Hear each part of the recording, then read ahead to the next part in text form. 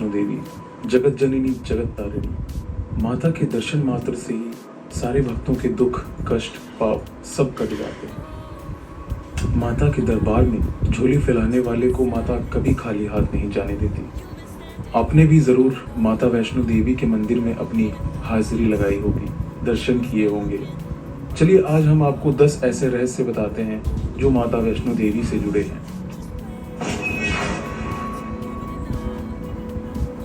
वैष्णो देवी का जन्म। हिंदू महाकाय के अनुसार मां वैष्णो देवी ने भारत के दक्षिण में रत्नाकर सागर के घर रामेश्वर तट पर जन्म लिया था। उनके माता पिता लंबे समय से निसंतान थे। उसी प्रांत माता वैष्णो देवी ने रत्नाकर सागर के घर में जन्म लिया। देवी के जन्म से एक रात पहले रत्नाकर सागर ने वचन लिया था कि बालिका जो भी चाहे उसकी इच्छा के रास्ते में वे कभी नहीं आएंगे। मां वैष्णो देवी को बचपन में त्रिकुटा नाम से बुलाया जाता था। बाद में विष्णु के वंश से जन्म लेने के कारण वे वैष्णवी कहलाई।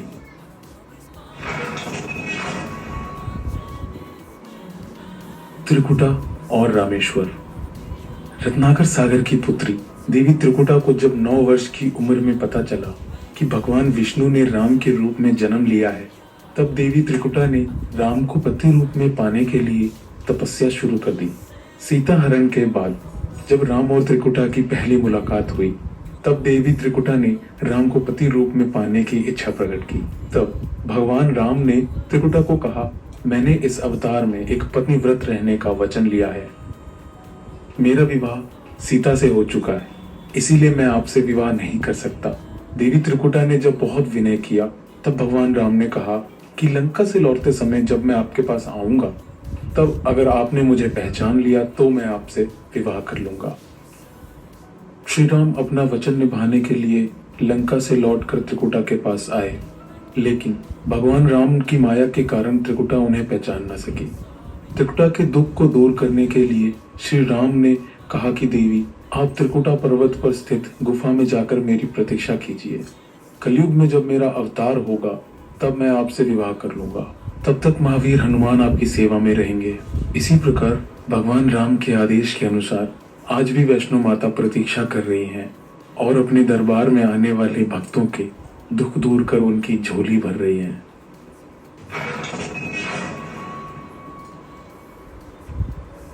वैष्णो देवी मंदिर का निर्माण। ऐसा कहा जाता है कि वैष्णो देवी माता मंदिर का निर्माण लगभग 700 साल पहले ब्राह्मण पुजारी पंडित श्रीधर द्वारा किया गया था। वे बहुत ज्यादा गरीब थे। उनके मन में माता वैष्णो देवी के लिए बहुत ज्यादा भक्ति थी। ऐसा कहा जाता है कि उन्हें एक दिन सपने में माता वैष्णो दिखी और कहा कि उनके लिए भंडारा कराएं। माता वैष्णो को समर्पित इस भंडारे के लिए पंडित श्रीधर ने सभी को भंडारे का न्योता भी दे दिया। इस भंडारे को कराने के लिए लोगों ने मदद भी की, लेकिन वो मदद काफी नहीं थी। भंडारे के दिन नजदीक थे और पंडित श्रीधर ये सोच रहे थे कि इतने कम सामान में भंडारा कैसे हो पाएगा। इस चिंता में ब्राह्मण रात भर सो भी नहीं पा रहे थे। ऐसे में उन्हें बस देवी माँ के चमत्कार की उम्मीद थी। भंडारे के दिन बुलाए गए सभी लोग ब्राह्मण की छोटी सी कुटिया में बैठ गए और इसके बाद भी कुटिया में काफी जगह बची हुई थी। इसके बाद ब्राह्मण ने सोचा कि वो इन सबको कैसे भोजन करा पाएगा। उसी वक्त ब्राह्मण ने एक लड़की को बाहर से आते देखा जिसका नाम वैष्णवी था। भंडारे के बाद जब ब्राह्मण ने कन्या रूप में आई माता वैष्णवी से मिलना चाहा, तब वो गायब हो चुकी थी। जब कुछ दिन बाद ब्राह्मण को वैष्णवी कन्या का सपना आया, उसमें स्पष्ट हुआ कि वह मां वैष्णो देवी थी। कन्या के रूप में आई माता वैष्णो ने ब्राह्मण को सनसनी गुफा के बारे में बताया। इसके बाद ब्राह्मण श्रीधर मां की गुफा की तलाश में निकल पड़े और उन्हें ये गुफा मिली। तब उन्होंने ये तय कर लिया कि वे अपना सारा जीवन मां की सेवा करेंगे और इसी तरह ब्राह्मण श्रीधर द्वारा मां वैष्णो देवी मंदिर का निर्माण हुआ।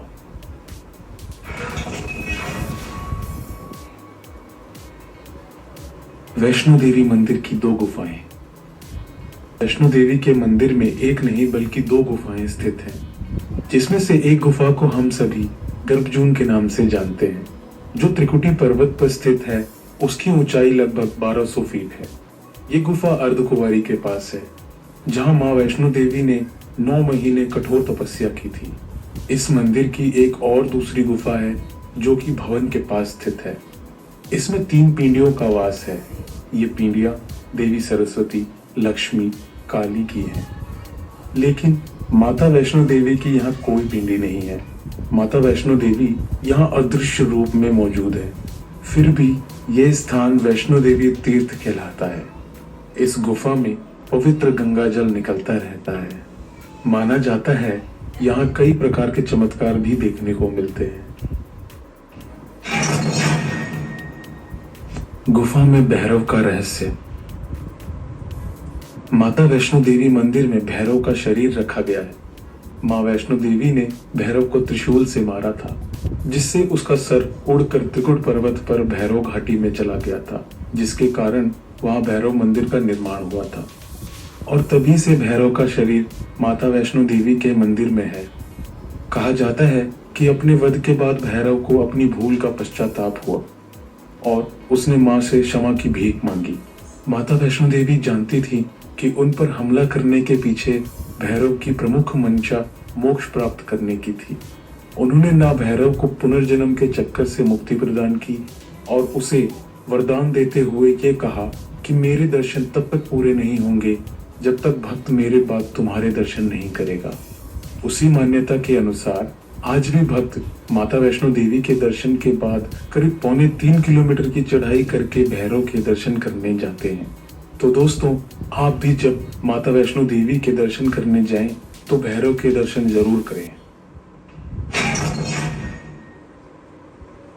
महाभारत के युद्ध से पहले माता वैष्णो देवी की पूजा। महाभारत जो पांडवों और कुरुक्षेत्र युद्ध का विवरण देता है, जिसमें वैष्णो देवी की पूजा का उल्लेख है। कहा जाता है कि कुरुक्षेत्र युद्ध से पहले कृष्ण की सलाह से देवी की पूजा की थी। उनकी भक्ति से प्रसन्न होकर देवी मां वैष्णो देवी के रूप में उनके सामने प्रकट हुई। जब देवी प्रकट हुई तो अर्जुन ने एक स्तोत्र के साथ उनकी स्तुति करना शुरू कर दिया। आमतौर पर माना जाता है कि पांडवों ने सबसे पहले कोल कंडोली और भवन में देवी मां के प्रति श्रद्धा और कृतज्ञता में मंदिर का निर्माण किया था। एक पहाड़ पर त्रिकुटा पर्वत से सटे और पवित्र गुफा की ओर मुख किए हुए 5 पत्थर की संरचनाएं हैं, जिन्हें 5 पांडवों के रोग प्रतीक माना जाता है।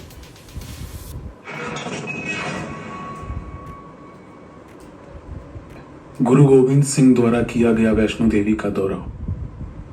यह दर्ज किया गया है कि गुरु गोविंद सिंह ने माता वैष्णो देवी की मंदिर का दौरा किया था जब वे पूर्व मंडल की यात्रा कर रहे थे। यह देवी मां के मंदिर में जाने वाले किसी ऐतिहासिक व्यक्ति का सबसे पहला अभिलेख था और यह भी माना जाता है कि स्वामी विवेकानंद जैसे कई प्रमुख संतों ने मंदिर का दौरा किया है।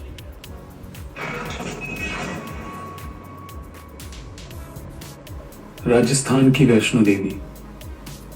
अर्बुदा देवी राजस्थान की वैष्णो देवी मानी जाती हैं।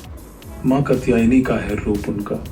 जिले में स्थित राजस्थान के एकमात्र पहाड़ी इलाके माउंट आबू में नक्की झील के निकट ही ऊंची पहाड़ियों में माता का भव्य मंदिर है। सालों से चैत्र नवरात्र हो या श्राद्ध नवरात्र हो, यहाँ पर दर्शनार्थियों का सैलाब हमेशा उमड़ आता है।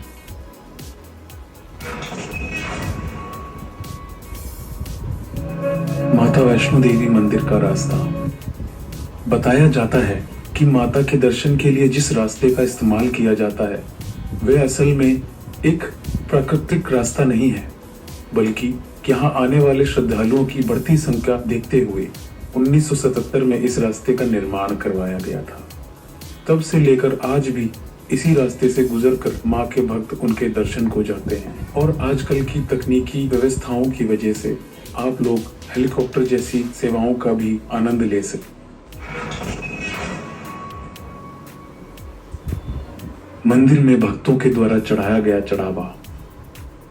वैसे तो वैष्णो देवी मंदिर में हर महीने भक्तों की भीड़ रहती है, चाहे गर्मी हो, बरसात हो, ठंड हो, चाहे कैसा भी मौसम हो। भक्तों की भीड़ माता के दर्शन के लिए हमेशा रहती है। लेकिन नवरात्र शुरू होते ही मंदिर में भक्तों की भीड़ 10 गुना बढ़ जाती है। माता वैष्णो देवी के दर्शन के लिए भक्त दूर दूर से आते हैं और नवरात्र में वैष्णो देवी मंदिर की रौनक कुछ ज्यादा ही बढ़ जाती है।